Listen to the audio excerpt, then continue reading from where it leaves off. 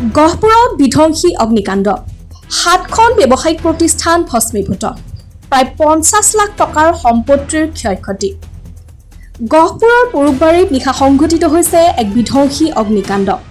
পুৰুকবাৰী চেণ্টাৰৰ ৰাষ্ট্ৰীয় ঘাইপথৰ কাষত সংঘটিত এই অগ্নিকাণ্ডত ফাৰ্মাচী কম্পিউটাৰ প্ৰতিষ্ঠান ফাৰ্নিচাৰ হাউচ ইলেক্ট্ৰনিক প্ৰতিষ্ঠান আৰু বুক ষ্টল সহ মুঠ ৭খন ব্যৱসায়িক প্ৰতিষ্ঠান সম্পূৰ্ণৰূপে ভস্মীভূত হয়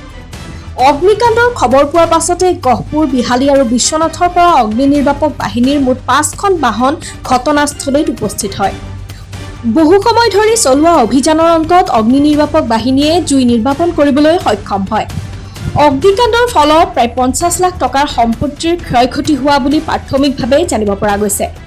অৱশ্যে ক্ষয়ক্ষতিৰ সঠিক পৰিমাণ এতিয়াও নিৰ্ধাৰণ কৰা হোৱা নাই ইফালে বৈদ্যুতিক শ্বৰ্ট চাৰ্কিটৰ ফলতে অগ্নিকাণ্ডৰ সূত্ৰপাত হোৱা বুলি স্থানীয় ৰাইজে সন্দেহ প্ৰকাশ কৰিছে ঘটনাৰ প্ৰকৃত কাৰণ সম্পৰ্কে তদন্ত অব্যাহত আছে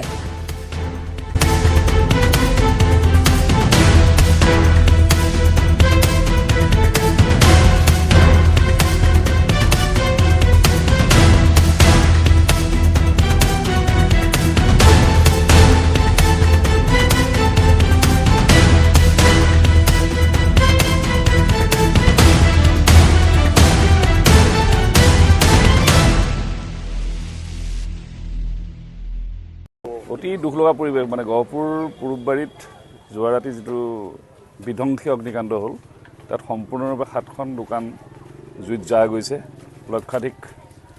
লক্ষ লক্ষ টকাৰ সম্পত্তি ইয়াত শেষ হৈ গৈছে আৰু আটাইকেইজন আমাৰ গহপুৰ ব্যৱসায় সন্থাৰ সদস্য এতিয়া আমি অতি পৰিতাপৰ বিষয় আছে জুই ক'ৰ পৰা কেনেকৈ হ'ল লাগিল সেইটো এটা চিন্তনীয় সেইটো আছে এটা তদন্ত হ'ব লাগে আৰু লগতে যথেষ্ট সময় পিছত এতিয়া আমি শুনা গম পাইছোঁ যে ফায়াৰ ব্ৰিগেড আহিলে কিন্তু ফায়াৰ ব্ৰিগেড দুখনকৈ অহাৰ পিছতো ফায়াৰ ব্ৰিগেডত তাত পৰ্যাপ্ত পানী নাছিল আকৌ পানী ভৰাবলৈ গ'ল বিশ্বনাথ চাৰিআলি 9 ফায়াৰ ব্ৰিগেডতহে সম্পূৰ্ণ পানী লৈ আহি ইয়াত জুই কোৱা নোহোৱা পাৰিছে কিন্তু আচলতে ফায়াৰ ব্ৰিগেডবিলাকত সম্পূৰ্ণৰূপে পানী তাত জমা থাকিব লাগে য'ত তেওঁলোকে খালী কৰে তাৰ পিছত ফায়াৰ ব্ৰিগেডত পানী জমা থাকিলে যদি গহপুৰৰ পৰা আজি তাত 2 কিলোমিটাৰ আঁতৰত ফায়াৰ ব্ৰিগেড আছে তৎক্ষণাত যদি আহিলেহেঁতেন ইমানখিনি অন্ততঃ জ্বলিব নাপালেহেঁতেন সেইটোত আমি অকণমান দুখ প্ৰকাশ কৰিছোঁ